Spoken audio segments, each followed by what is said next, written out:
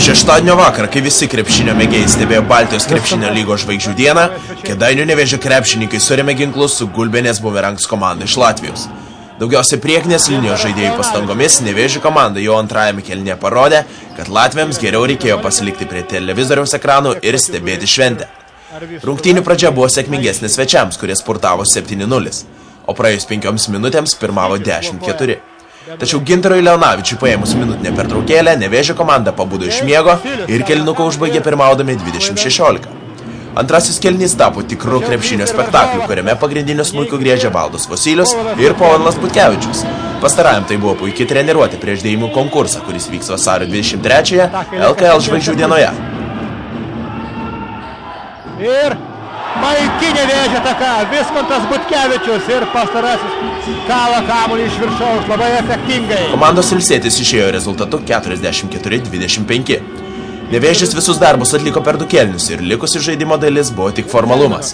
Kėdainiečiai sutrėpė svečius rezultatu 87-52.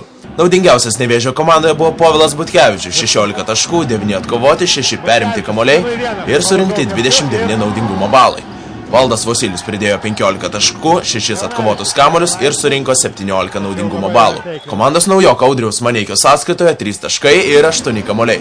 Tuo tarpu svečių komandoje 15 taškų surinko ir 7 kamuolius sugrebė Janis Poznaks. Toms Celmenš taip pat nusprendė išsiskirti ir iš 12 metimų pataikė tik 1. Neseniai prie komandos prisijungęs Valdas Vosylius mano, kad jo žaidimas gerėja su kiekvienomis rungtynėmis. Kaip vertini šias rungtynes? Galvoju, sulašėm neblogai varžovas. Visgi turi tik vieną pergalę, bet jie neturi ko prarasti, taip kad jie žaidė neblogai, aš galėčiau, bet mums ir to varžybos, taip kad, sakė, reikia pasilikti jėgų rytoj turbūt. Kaip savo žaidimą vertini? Reikia dar įsivažiuoti ir prie komandos priprasti, prie žaidėjų, prie trenerio, taip kad galvoju, kiekvieną dieną po truputį žaidžiu geriau. O kaip Kėdainiai? Patinka, kaip sakant, mažas miestas, bet yra ir su draugais nueinam, kaip sakant, pavalgom kartu, taip linksmai gyvenam. Tuo tarpu Gulbenės komandos treneris Arvis Steckis pagrindinės pralaimėjimo priežastis įvardino klaidas, pražangas ir per trumpą suolelį. Результат, конечно, мне не удовлетворяет, так как уже второй матч подряд мы допускаем больше 20 ошибок. Rezultatas manęs netenkina.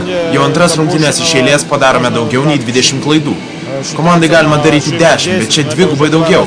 Tai žinoma duoda papildomos motivacijos priešininkų ekipai rinkti lengvus taškus ir atitolti. Todėl matome tokį didelį skirtumą rezultate.